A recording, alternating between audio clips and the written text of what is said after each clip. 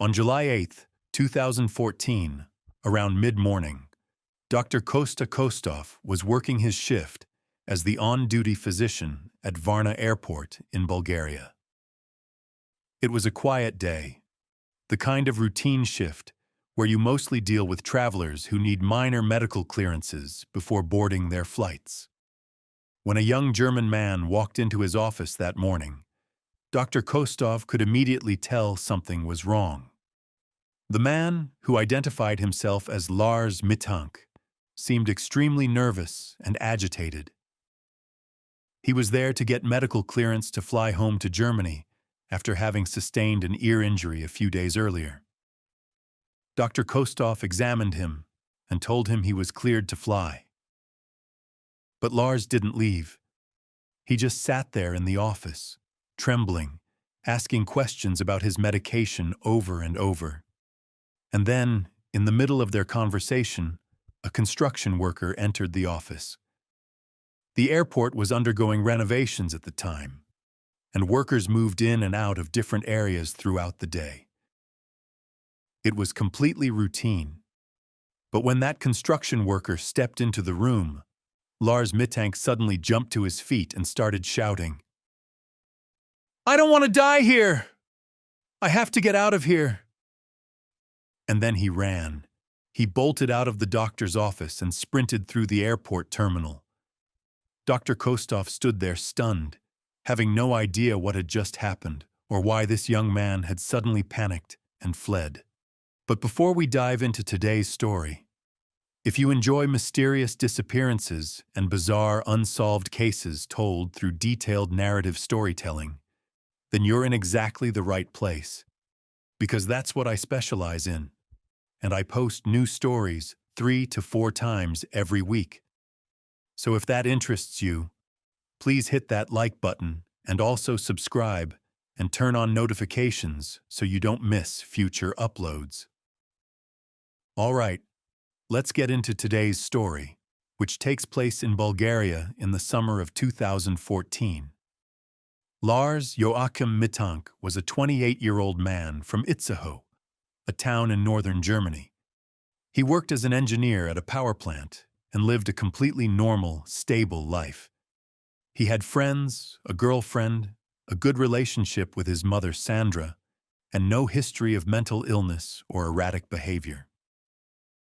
In late June of 2014, Lars and 5 of his high school friends decided to take a vacation together to Golden Sands, a popular seaside resort on Bulgaria's Black Sea coast near the city of Varna. For Lars, this was his very first trip outside of Germany. He was excited about it. The vacation started out perfectly.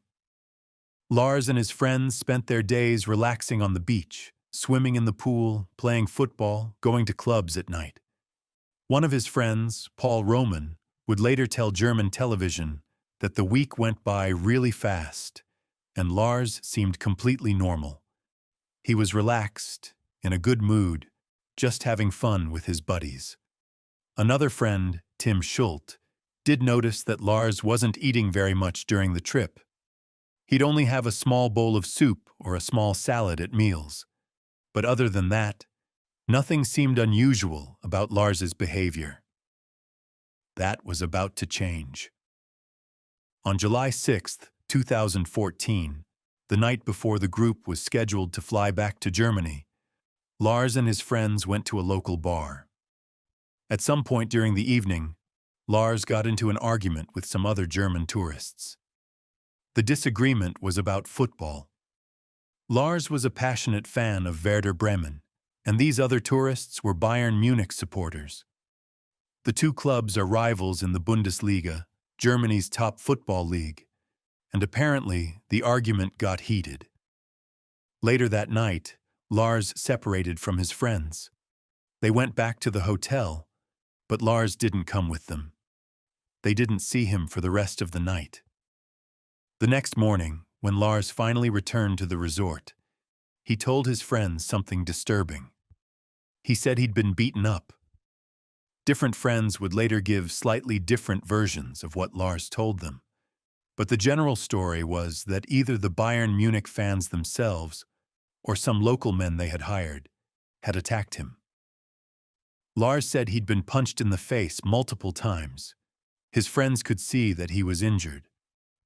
Lars was complaining about severe pain in his ear and saying he couldn't hear properly. They convinced him to see a doctor, and when he did, the doctor diagnosed him with a ruptured eardrum. The doctor prescribed an antibiotic called cefprozil and gave Lars very specific medical advice. He should not fly. The change in air pressure during a flight could make his injury significantly worse. Lars's friends offered to delay their return flight and stay with him until he recovered, but Lars insisted they shouldn't change their plans.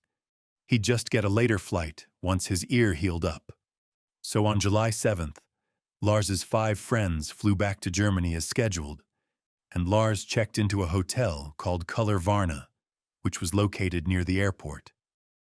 That's when things started to get very strange. Hotel security cameras captured Lars's behavior over the next 24 hours, and what they show is deeply unsettling. The footage shows Lars pacing up and down the hallways, constantly looking over his shoulder as if he thought someone was following him. At one point, he's seen hiding inside the elevator, pressing himself into the corner like he's trying to stay out of sight. Around 1 a.m., the cameras show Lars leaving the hotel and disappearing into the night.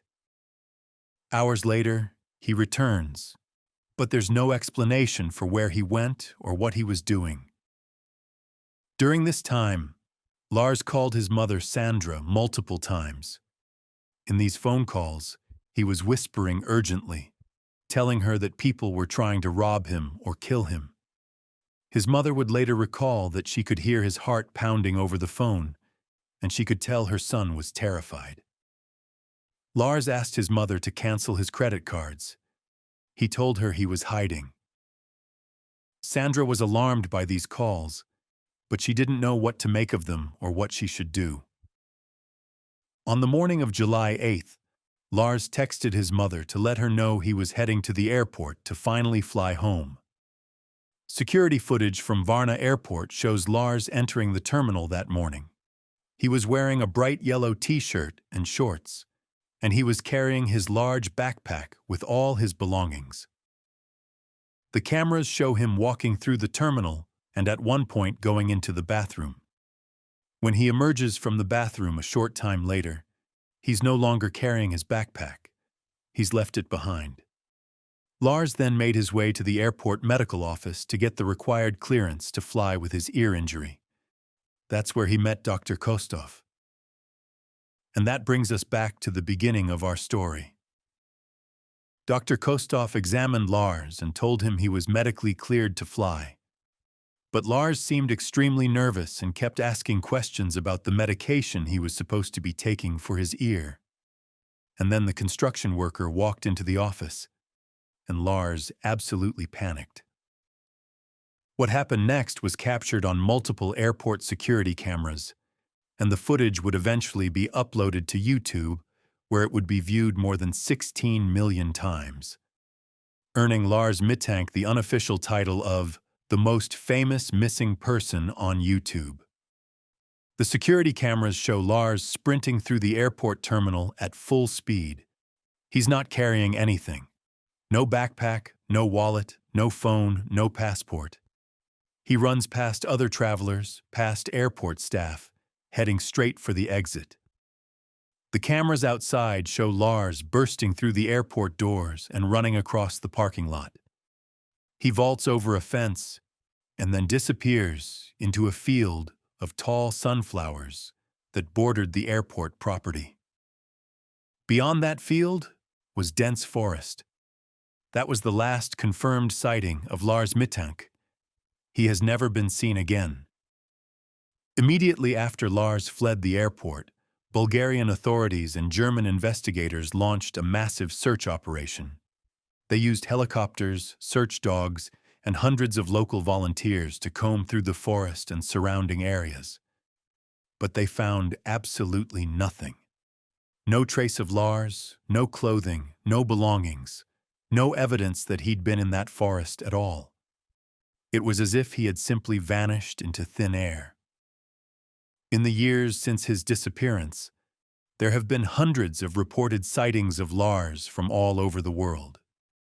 People have claimed to see him in Canada, in South America, in homeless shelters back in Germany. But none of these sightings have ever been confirmed. Not a single one has led to any real evidence. So what happened to Lars Mittank? There are several theories, but none of them fully explain everything. The first theory focuses on the antibiotic Lars was prescribed, cefprozil. This medication is a type of cephalosporin antibiotic, and in very rare cases, it has been known to cause severe psychiatric side effects, including hallucinations, paranoia, and psychotic episodes. Lars's mother, along with some medical experts, initially believed that Lars might have had a rare adverse reaction to this medication that caused him to become paranoid and delusional. However, Dr. Kostov, the airport doctor, later revealed something that completely undermines this theory. He said that Lars never actually filled his prescription. He never took the antibiotic at all, so his behavior couldn't have been caused by the medication. The second theory is that Lars suffered some kind of traumatic brain injury from being beaten up, and that this injury triggered a psychotic episode. It's true that traumatic brain injuries can sometimes cause psychological symptoms, but medical experts point out that it typically takes much longer for these kinds of symptoms to develop. They don't usually appear suddenly just a few days after an injury. The third theory is that Lars had an undiagnosed mental illness, possibly schizophrenia, and that the stress of being in a foreign country alone, combined with the physical trauma of the fight, triggered his first major psychotic break. Schizophrenia often first manifests in young men in their late 20s, which was exactly Lars's age. His mother insists he had no history of mental illness, but it's possible it simply hadn't been diagnosed yet. The fourth theory, and perhaps the most disturbing one, is that there really was someone after Lars, that his paranoia was based in reality, not delusion. Maybe he witnessed something during those hours when he disappeared from the hotel at night. Maybe he got involved with something dangerous, or saw something he shouldn't have. Maybe the people he fought with really did send someone after him. But there's no evidence to support this theory either. No one was seen following him on any of the security footage. There were no reports of suspicious activity. Lars's mother, Sandra, has never stopped searching for her son. She maintains a website called Findet Lars Mittank, Find Lars Mittank, where she posts updates and appeals for information. She's appeared on countless television shows in Germany and Bulgaria, pleading for anyone with information to come forward. The surveillance footage of Lars sprinting out of the airport has been shared millions of times online, with true crime enthusiasts and amateur detectives analyzing every frame, trying to understand what he was running from or what he was thinking in those final moments. The case has spawned countless theories and discussions on Reddit, YouTube, and true crime forums around the world. But despite all this attention, despite the millions of people who have seen his face and watched his final moments, Lars Mittank remains missing. He's been gone for over 10 years now. Germany's Federal Criminal Police Office has investigated extensively, but found no answers. The case remains open, and Lars's mother still holds out hope that one day, somehow, she'll find out what happened to her son. So that's gonna do it. Until next time, see ya.